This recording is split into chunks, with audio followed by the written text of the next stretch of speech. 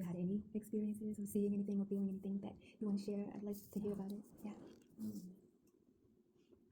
That's so crazy. That was such a cool experience, and you're really good at that. Thank you. Really talented. I was feeling like, I noticed what would happen is like I would feel something in my body, like each bowl would make me feel different things, and then like memories would come up. Yes. Yes. That was so wild. It's so cool. Every time is different. Every time is different. Probably this was one of the first times that I had varied. Usually the emotions, like there's a lot of different emotions, but I went to different polarities of places. I just allow the feelings and emotions to flow. They were so nice. It was like up and down. Yeah. Like I enjoyed the ride. And I just tried to feel what I was feeling. Because yeah, I think with the yoga, like what I'm realizing is like I'm also like an air sign. I'm very like in my head all the time, not in my body. But I'm realizing like that your body holds a lot. So I'm trying to just like be better at feeling what I'm feeling. And sitting with the feelings and allowing the feelings. Yeah. Yes. So that's Yes. That's so cool. Yes. That brings me to two things. I'm going to hold this just so I don't lose my track. Dolores Cannon's daughter, maybe her name is Julia, but her last name is definitely Cannon. She wrote a book called Soul Speak, and it's about how we feel things in different parts of the body, and it is our emotional body communicating to us, but we're feeling it in physical ways. But it is the emotion, and it's pretty enlightening. Yes.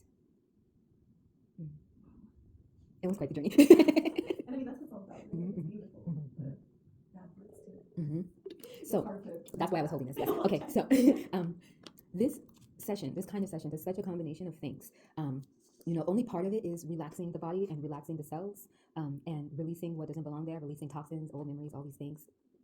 And then once you get to that point of relaxation of the mind, then all these other things can start to flow. And so some of them are repressed feelings that we've been waiting to remember, or repressed memories we've been waiting to remember. And sometimes it's not feelings or memories. Sometimes it's something that you're working on. If you have like a project or a hobby or anything like that, all of a sudden, whatever writer's block or memory block that was there is like lifted, and the creativity can just flow.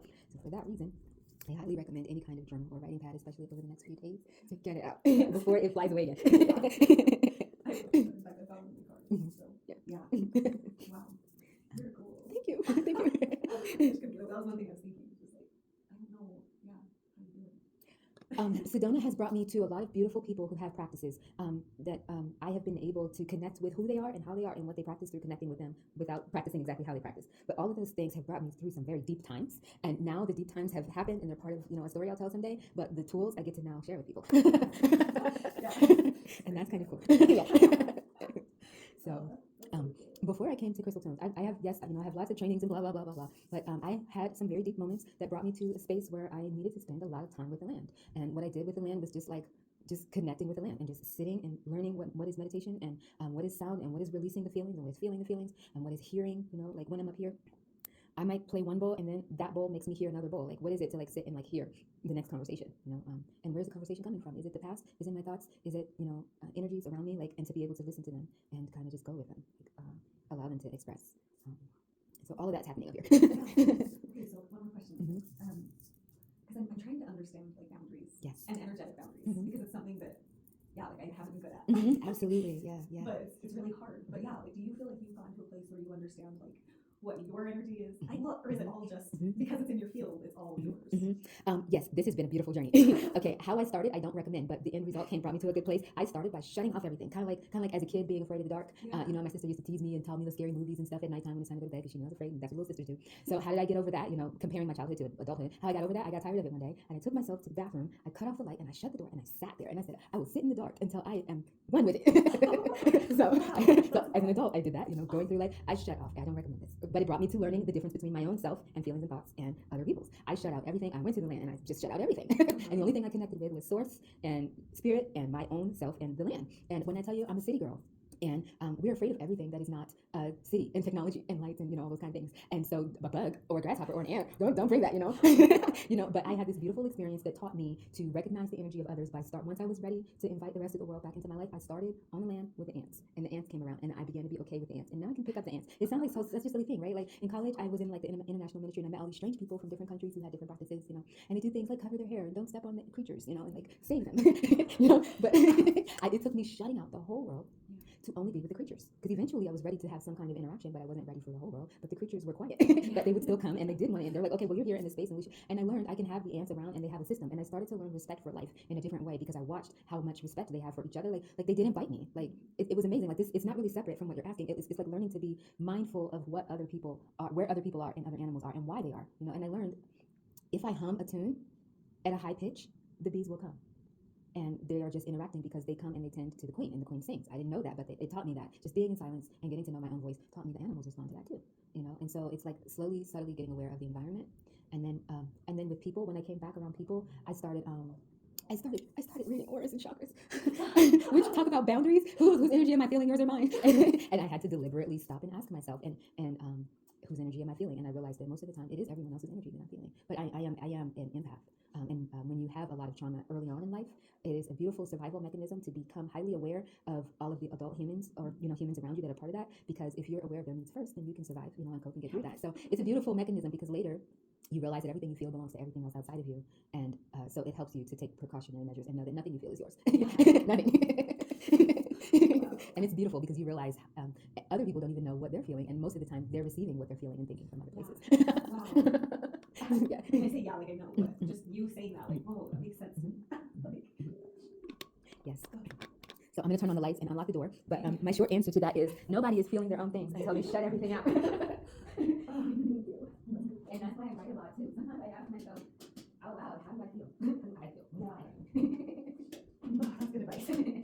How long were you connect with nature? I went through a 2-year separation period. Wow. And From all people, or were you still kind of in it? I had to have civilization to get food and water. I do not want to be bothered. I was just like, I was like, I see what the rest of the world does, and I have not. Maybe I was a monk. Yes. So, yes. Here too, in Sedona? In Sedona, yeah, Berlin. Mm-hmm. Wow. Yeah. It is a special place. Mm-hmm.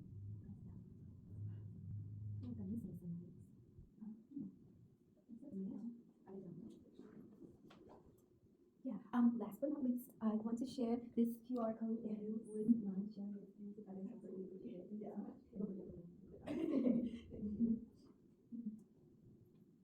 And my email address is on the card if you keep it, or you can give it to me. Oh, thank you. Yeah. Yes. Yeah. You're welcome to reach out. Okay, come back. Yeah, this trip was too short. Yeah. It's always too short.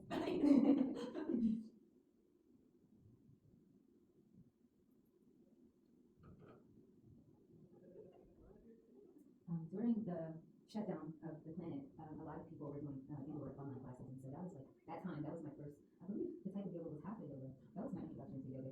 There's a guy on YouTube, Master Sri Akashna, and he teaches yoga online. So he opened up his teaching during that time frame, and so that gave me something to kind of lean into during my separation from the world. What a cool experience. So, yeah. Okay, I found it. I want to watch one of his videos. Oh, Master Sri Akashna. Akarshna? Yes, I'm familiar with him. He's from China. Yeah, that's him. Okay. Yeah.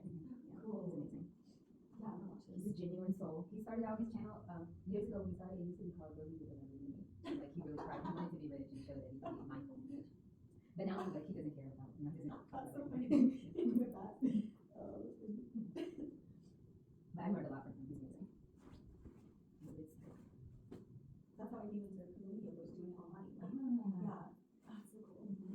Oh, Sandra, somebody. There's a convergence in Sedona right now. In a couple of days happening. Her name is Sandra. I don't remember her last name. But it's either a sound convergence or Kundalini yoga. But my friends are Kundalini yoga masters. That is so cool. And it has something to do with sound too? Yes. Yeah, because the people that were in here earlier today came here just for that, and they specifically work with the sound yoga. Wow. So I know we're going to hear them speak about sound yoga. Okay, can I just What's your name, by the way? Alex. Alex. I can't forget that. Yeah. Yours was Rosemary. Thank you. That's me. Yes. Is that a chosen name or the name you were born with? I go by Rosemary Rachel Allen. I have officially created a business identification with that name. Rosemary was given to me through the ancestors and leaders. And What do you mean by the ancestors? I connect with the land. I connect with animals. I can hear my immediate ancestors as well. I sit in that region. That was part of that long process in those years that I stayed separate. It helped me to really tune in to everything. And that was the name that they gave you. Rosemary. So rose is symbolic of the lotus flower. It used to be that the lotus flower showed the process of evolution for ancient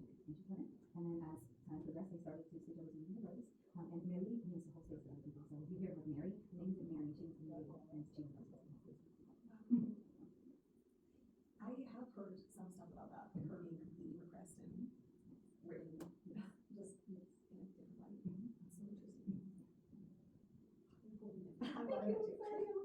It's something that I'm allowed to share with you. Yeah, I appreciate it. It helps me a lot. Yeah, sometimes it's hard when you don't have people that understand that stuff. Yes. It's hard to talk about, but like, it's cool. Absolutely. It's so powerful. Absolutely. I love it. Did you ask? Yes, you did. If you end up going tomorrow to the meditation, the Rose meditation, Keith has gone to Europe to study and learn and live with the Essenes, who were direct kind of expansion under Marie of Magdala, and so he's who is teaching tomorrow. And so he literally just came back from Europe. So. Like, That's why I'm just like, I gotta hurry up and go tomorrow. Absolutely. Thank you so much. Yeah, you're in a hub of lots of people that come here so we can learn and grow and connect. I love it so much. Thank you so much. Yes, you're so very welcome. It's been beautiful meeting you. And hopefully I'll see you tomorrow. Yes, yes, I will. Yes, thank you. Thank you. See you. Have fun.